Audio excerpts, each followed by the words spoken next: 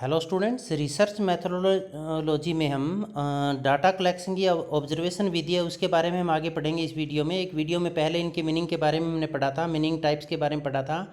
आज हम पार्टिसिपेटिव और नॉन पार्टिसिपेटिव, कंट्रोल्ड और अनकंट्रोल्ड के बीच में अंतर के बारे में पढ़ेंगे। सहभागी व असहभागी अवलोकन में अंतर क्या है और नियंत्रित और अनियंत्रित अवलोकन में अंतर क्या है। तो पहले इस स्लाइड को हमने पहले वीडियो में भी एक्सप्लेन किया था, यहाँ पर हम फिर एक्सप्लेन करते हैं कि अवलोकन का मतलब क्या होता है। किसी विचारपूर्ण या उद्देश्यपूर्ण तरीके से किसी चीज़ को ऑब्जर्व करना, निरीक्षण करना। अब ये अवलोकन है, हम ये तीन तरह से करते हैं, एक तो अनियंत्रित और एक नियंत्रित और एक सामूहिक अवलोकन। अनियंत्रित अवलोकन वो अवलोकन होता है जिसमें किसी भी तरह का नियंत्रण, न तो घटना पर नियंत्रण होता है न अवलोकनकर्ता पर नियंत्रण होता है। जबकि नियंत्रित अवलोकन है, इसमें दो चीज़ों पर नियंत्रण होता है। किन किन के ऊपर नियंत्रण होगा? एक तो परिस्थिति या घटना पर, जिस घटना का हम अध्ययन कर रहे हैं, स्टडी कर रहे हैं, उस पर कंट्रोल करना होगा। और दूसरा अवलोकनकर्ता पर, अवलोकनकर्ता का मतलब जो ऑब्जर्वर है उस पर नियंत्रण रखा जाएगा। अब ये नियंत्रण कैसे रखा जाएगा? पूर्व में योजना बना ली जाएगी और पूर्व में योजना बनाने के साथ साथ ये एक स्ट्रक्चर भी तैयार किया जाएगा। और यह जब इसमें हमने इंटरफेयर कर दिया, इसका मतलब यह नेचुरल नहीं रहा, यह कृत्रिम हो गया। इसमें अनुसूची, प्रश्नावली और जैसे tape recorder, audio recorder, video record, इनकी भी हमें ज़रूरत पड़ेगी। तो ये इन चीज़ों से पूरी तरह से नियंत्रण स्थापित करता है, किसके ऊपर? घटना के ऊपर और अवलोकनकर्ता के ऊपर। जबकि अनियंत्रित अवलोकन है, इस अवलोकन में किसी तरह का कोई नियंत्रण स्थापित नहीं किया जाता। यह स्वाभाविक है, यह प्राकृतिक है, इसमें किसी तरह के उपकरणों की ज़रूरत नहीं पड़ती।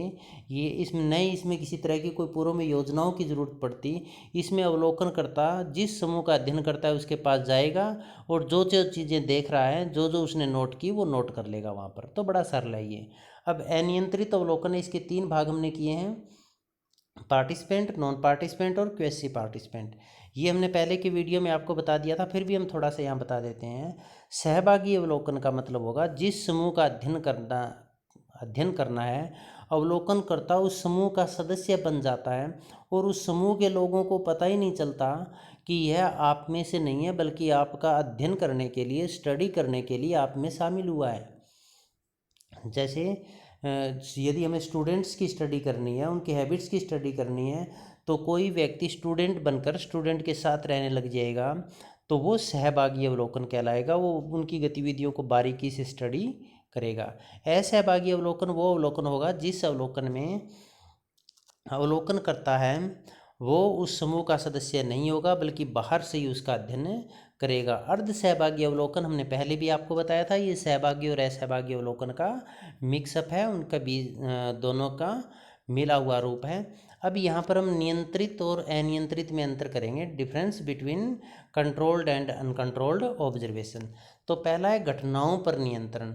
घटनाओं पर नियंत्रण का मतलब हुआ नियंत्रित जो अवलोकन है उसमें दो चीज़ों पर नियंत्रण किया जाएगा, एक घटनाओं पर और एक अवलोकनकर्ता पर।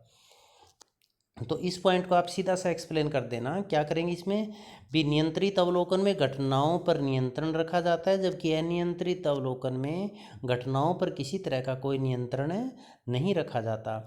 और अवलोकनकर्ता पर नियंत्रण, इसमें लिखेंगे हम नियंत्रित अवलोकन है, उसमें अवलोकनकर्ता पर नियंत्रण रखा जाता है।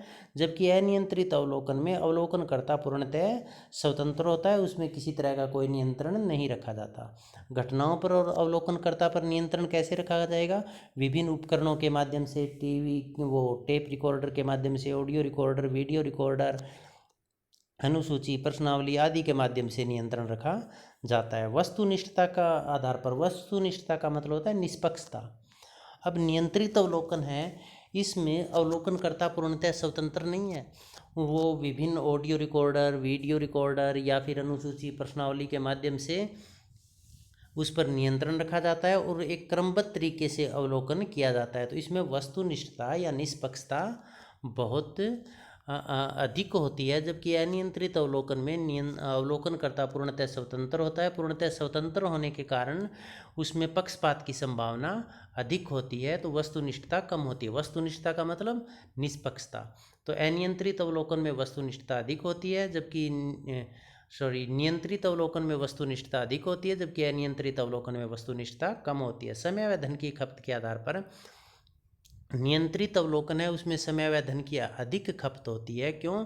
क्योंकि उसमें पहले से योजना बनानी पड़ती है और एक पूरा क्रमबद्ध तरीके से अवलोकन है उसकी योजना है वो बनाई जाती है, जिसमें समय लगता है, खर्च पैसे भी खर्च होते हैं। इसके साथ साथ विभिन्न टूल्स की ज़रूरत पड़ेगी, जैसे टेप रिकॉर्डर लाएंगे, वीडियो रिकॉर्डर लेकर आएंगे, अनुसूची तैयार करेंगे, प्रश्नावली तैयार करेंगे, तो इसमें समय व धन है वो अधिक लगता है। जबकि अनियंत्रित अवलोकन है इसमें समय और धन बहुत कम लगता है, क्योंकि इसमें पहले से न तो किसी टूल्स की ज़रूरत पड़ती है हमें, न ही कोई अनुसूची प्रश्नावली तैयार करनी पड़ती है। यह बड़ा सरल है, क्योंकि इसमें सीधा बिना किसी योजना के, खास योजना के, अवलोकन करता है वो फील्ड के अंदर जाएगा और अवलोकन करेगा।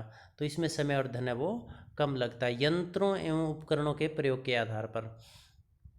तो इसमें जो नियंत्रित अवलोकन है उसमें विभिन्न यंत्रों और उपकरणों का प्रयोग किया जाता है, जैसे tape recorder, audio recorder, video recorder, अनुसूची, प्रश्नावली। जबकि अनियंत्रित अवलोकन में इस तरह के किसी भी उपकरणों का प्रयोग नहीं किया जाता।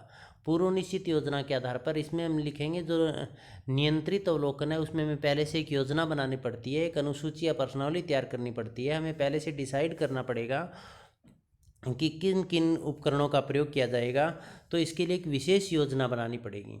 जबकि अनियंत्रित अवलोकन में किसी भी तरह की योजना बनाने की कोई आवश्यकता नहीं होती। पुनरावृत्ति के आधार पर अनियंत्रित अवलोकन है, अनकंट्रोल्ड ऑब्जर्वेशन है, उसमें जो अवलोकन करता है उस समूह में बार बार उस समूह के पास जाता रहता है जिस समूह का अध्ययन करना है, तो उसमें पुनरावृत्ति अधिक होती है।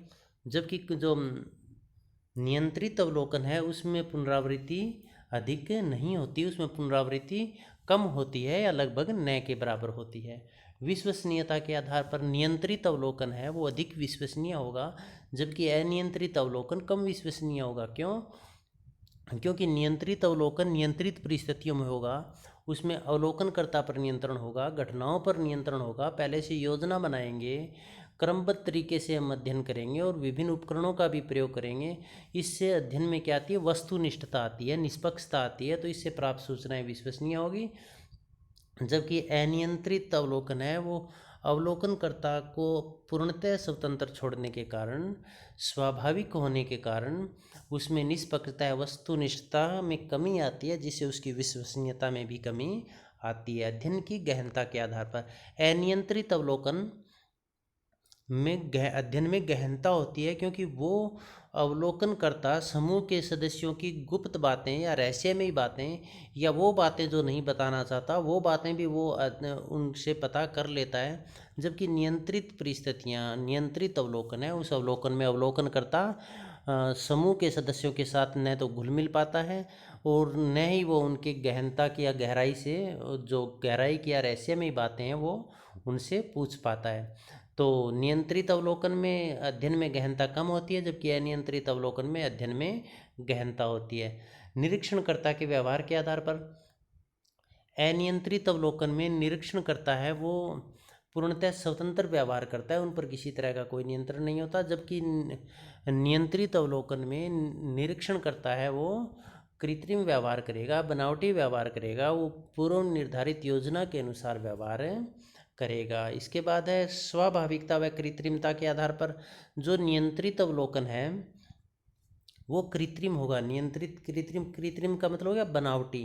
उसको हमने घटनाओं को भी अपने अनुसार ढाल लिया और उसको अवलोकनकर्ता को भी उसी के अनुसार ढाला है, और उसमें विभिन्न उपकरणों का भी प्रयोग कर रहे हैं हम, मानव मनुष्य के द्वारा बनाए गए उपकरणों का भी प्रयोग कर रहे हैं, जैसे अनुसूची, प्रश्नावली, ऑडियो, वीडियो।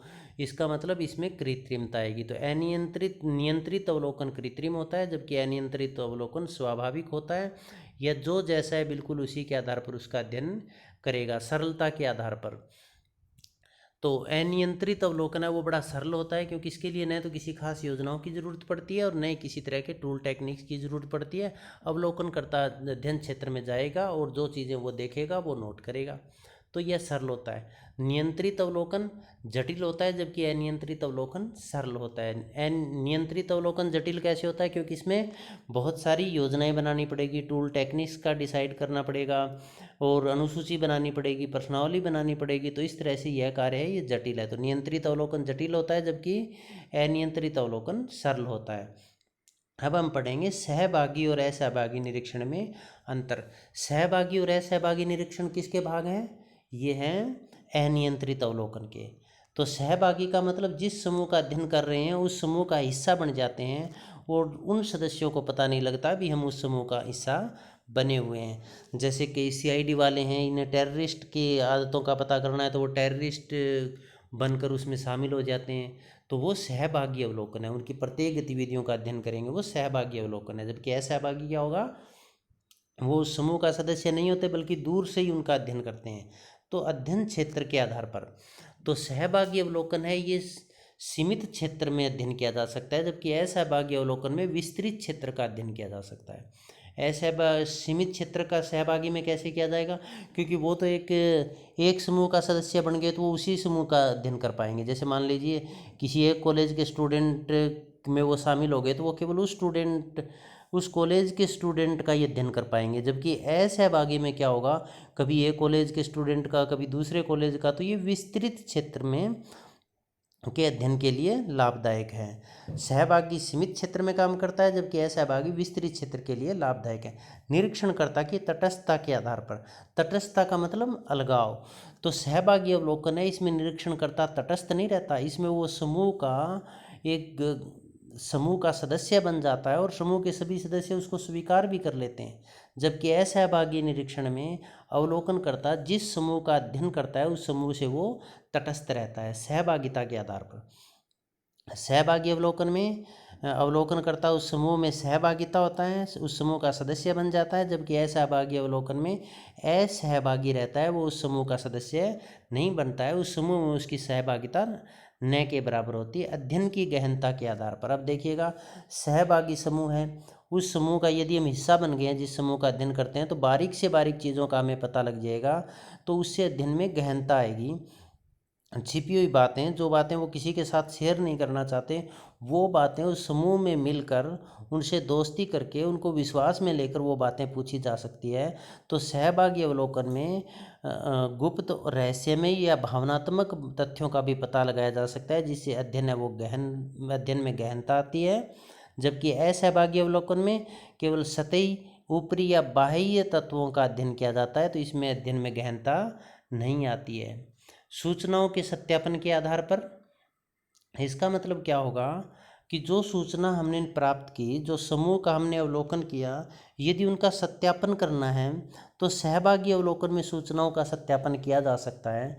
क्योंकि आज कोई सूचना मान लो हमने समूह से ली और वो सूचनाएं हमें थोड़ा शक हुआ भी ये सूचना सही है कि नहीं है, तो अगले दिन हम फिर समूह में जाएंगे तो उस समूह का दोबारा स्टडी करके वो सूचना का सत्यापन कर सकते हैं। जबकि असहभागी अवलोकन में सूचनाओं का सत्यापन नहीं किया जा सकता। समय व धन की खपत के आधार पर जो सहभागी अवलोकन है उसमें समय व धन अधिक लगता है। समय व धन अधिक क्यों लगेगा? क्योंकि एक ही समूह में बहुत दिनों तक उसे सदस्य बना रहना पड़ेगा, जिसके लिए उसे बहुत अधिक खर्चा भी करना पड़ेगा और समय तो लग ही रहा है। जबकि असहभागी अवलोकन में अवलोकन करता है, उसको समय भी कम लगता है क्योंकि वो बाहर से उस समूह की स्टडी कर रहा है, और धन भी कम लगता है क्योंकि उसे रोज़ाना उसी समूह का सदस्य बनने की आवश्यकता नहीं है। तो हम क्या लिखेंगे? सहभागी अवलोकन में समय व धन व मानव श्रम की अधिक खपत होती है, जबकि असहभागी अवलोकन में समय, धन व मानव श्रम की कम खपत होती है। अवलोकनकर्ता की पहचान छुपाने के आधार पर। सहभागी अवलोकन है, उसमें अवलोकनकर्ता पूरे समूह से अपनी पहचान छुपाता है और छुपानी आवश्यक होती है। क्योंकि यदि उस समूह का सदस्य बना और उनको पता लग जाए भी आपके व्यवहार का या आपकी आदतों का ये व्यक्ति अध्ययन कर रहा है, तो उसके एक तो वो उसे स्वीकार नहीं करेंगे समूह का सदस्य है, और दूसरा वो उसके व्यवहार में फिर कृत्रिमता भी आ जाएगी। तो सहभागी अवलोकन है, उसमें अवलोकनकर्ता को अपनी पहचान गुप्त रखनी पड़ती है, पहचान छुपानी पड़ती है। जबकि असहभागी अवलोकन में ऐसा ज़रूरी नहीं है, वो अपनी पहचान बता भी सकता है और नहीं भी बता सकता।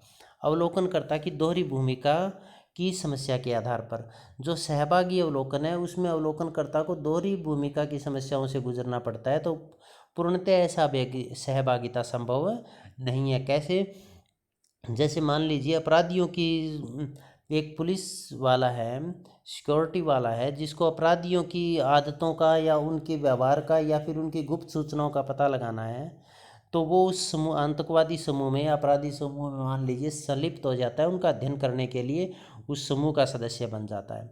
अब दोहरी भूमिका कैसे, जैसे एक तरफ तो उसे क्या करना होगा, उसकी एक ड्यूटी तो ये, उसके दोहरी रूप हो गए, दोहरी उसकी ड्यूटी हो, एक ड्यूटी तो उसकी क्या होगी कि मुझे पब्लिक को बचाना है। दूसरी, उसने समूह का सदस्य क्या बन गए कि आतंकवादियों का या अपराधियों का, जिनका उद्देश्य क्या है, लोगों को मारना है। अब आतंकवादियों के समूह में वो शामिल हुए, उन्होंने उसे काम दे दिया भी इन लोगों को मारना है या वहाँ पर बम विस्फोट करना है। उसने मान लीजिए मना कर दे, वो बम विस्फोट करेगा तो लोगों को बचाने की जो भूमिका थी वो चूक जाएगी, और नहीं करेगा तो वो लोग उसके साथ कुछ भी कर सकते हैं, अपराधी समूह वाले लोग। तो यहाँ पर सहभागी अवलोकन में अवलोकनकर्ता के सामने सदैव दोहरी भूमिका की समस्या बनी रहती है, जबकि असहभागी अवलोकन में ऐसा नहीं होता, दोहरी भूमिका की समस्या से उसे नहीं गुजरना पड़ता। उद्देश्य छिपाने के आधार पर, उद्देश्य छिपाने के आधार पर का मतलब हुआ कि जो सहभागी अवलोकन है उसमें अवलोकनकर्ता अपने अवलोकन का उद्देश्य और अपनी पहचान पूरी तरह से समूह से छुपा कर रखता है, जबकि असहभागी अवलोकन में अवलोकनकर्ता अपने उद्देश्य को समूह को बता सकता है। आंतरिक और सतही सूचना के आधार पर, इसका मतलब होगा जो सहभागी अवलोकन है वो गूढ़ सूचनाएं, गहरी सूचनाएं, आंतरिक सूचनाएं भी उस सहभागी अवलोकन से प्राप्त की जाती है, जबकि असहभागी अवलोकन से केवल बाहरी या फिर सतही सूचनाएं इसमें प्राप्त की जा सकती है। तो ये क्वेश्चन था अपना, सहभागी और असहभागी में अंतर और नियंत्रित और अनियंत्रित में अंतर। आपको एक क्वेश्चन कमेंट बॉक्स में लिख कर डालना है। वो क्वेश्चन ये है कि सहभागी, असहभागी और अर्ध सहभागी समूह है, ये कौन से नियंत्रण के प्रकार, कौन से निरीक्षण के प्रकार है, नियंत्रित निरीक्षण के या अनियंत्रित निरीक्षण के। आप सबका बहुत बहुत धन्यवाद।